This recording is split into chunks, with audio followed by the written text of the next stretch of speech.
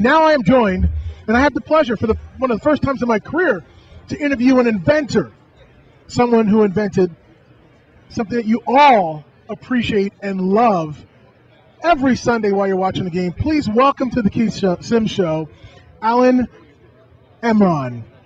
Hi, Keith. How are you? I'm doing great. And how are you doing down here? I'm doing great. Having a great time. Well, let's tell people, I don't want to leave them in suspense, the invention that, I'm telling you, everybody who watches NFL games knows what you invented and loves it. Tell the folks what you invented. Well, everybody's familiar with the yellow line on TV that tells you where the first down is. In the NFL and in football, they call it the line to go to. Well, at home, people see it and appreciate it. But when you go to the game and pay hundreds of dollars to sit in the stadium, what happens is you're sitting there looking for the yellow line and finding out for the first time that the yellow line doesn't exist on the field. There is no line on the field.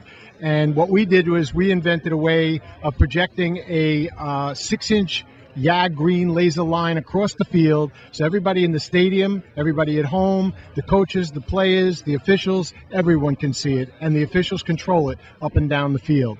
Hold on. Let me get this straight now. I love it when I'm sitting here at home and I see the first down marker and you know immediately if they got it or not. Now I can be in the stands or on the sideline or the players on the field, and they'll see that same line, so they'll know exactly how far they have to go to get that first down?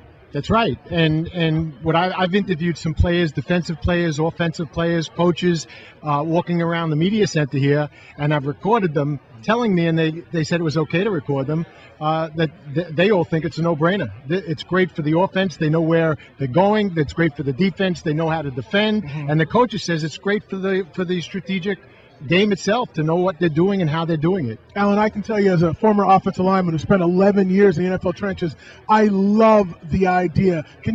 I can't even tell you how helpful that would be if you're sitting there with your hand in the dirt and it's 4th and 1 and you visually know exactly how far you have to go. There's no misinterpretations. You know exactly where you have to go to get the yard marker, and it may help in player safety because a lot of players get hurt and get those extra hits when they're reaching further, trying to stretch to get that first down. But if they know they've got it, they can maybe protect themselves. Yep, that's exactly, that's the player safety side of it. It also shortens the game by eliminating, well, not actually eliminating. The NFL doesn't want to use the word eliminating chains. We're augmenting the chains. They like to keep the chains around just in case they want to bring them out for whatever reason.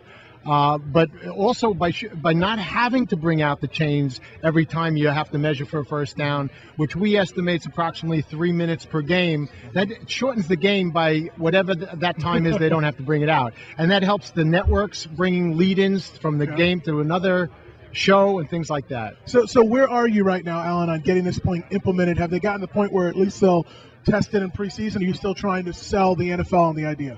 Well, right now, Greg Aiello was quoted in an AP article last week that they're not convinced yet that this is right for the NFL. Why aren't they convinced? What are they waiting for? I don't know. We all love it. But he did end the sentence by saying that as soon as the Super Bowl's over, that they're going to revisit it. Okay. So that's cool.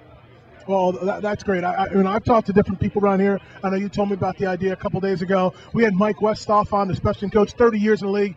He applauded the idea. I can't imagine any player or any NFL coach not wanting it. It should make all of our jobs just that much easier.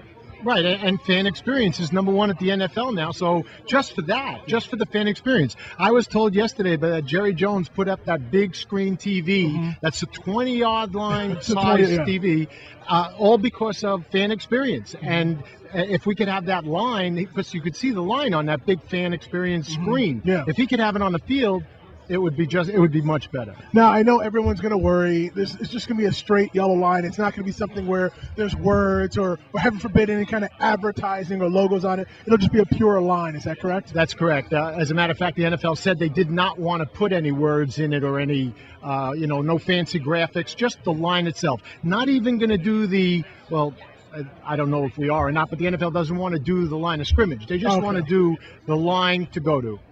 So when I think about how do you actually get this done, what's the technology behind it? How is it physically going to happen on the field? I know on TV it's easy to impose something on a screen, but how are you going to physically do that on fields around the NFL? Okay, we have a YAG laser that stays inside the stadium in the tunnel.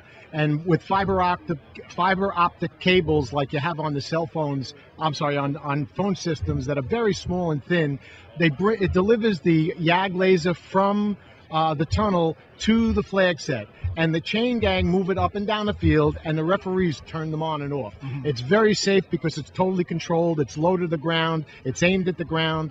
And we have to comply with FDA, government rules at the CDRH before we could actually go out there and project the line, and we're working with them now as well.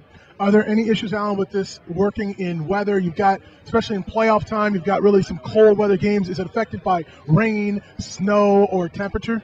Not at all. As a matter of fact, it works better I shouldn't say works better. It works great all the time. But in the rain, what happens is the line actually glistens. It's brighter because the raindrops. If anybody ever saw a laser light show and you see laser going up into the sky and it's raining, they like glitter. It's the same thing, but not as drastic because we're aiming down from the ground about 6 inches off the ground. Well, I know you showed me a video on your iPhone. Is there any way people can go and watch? I don't know if it's on YouTube or something like that, or do you have a website where they can get some information, and maybe we can all, us fans, can put a little bit of pressure on the NFL to put that line on the field? Yes, they could. We have Twitter. It's at First Down Laser. And our website is firstdownlaser.com. And at the website, you could either listen to some of the interviews I did here at the Super Bowl Media Row and also see the video of how this thing works. Well, Alan, Amron, I appreciate you taking the time to join us. I want you to know you have Keith Sims' support for this. I think it's a great invention. It's moving the game forward, and that's exactly what the NFL is talking about, making the experience that much better in the stadium, and your invention will help that along. I appreciate you joining the Keith Sims Show today. Thanks a lot. Have a great day, man. Thank you, Keith. I appreciate it.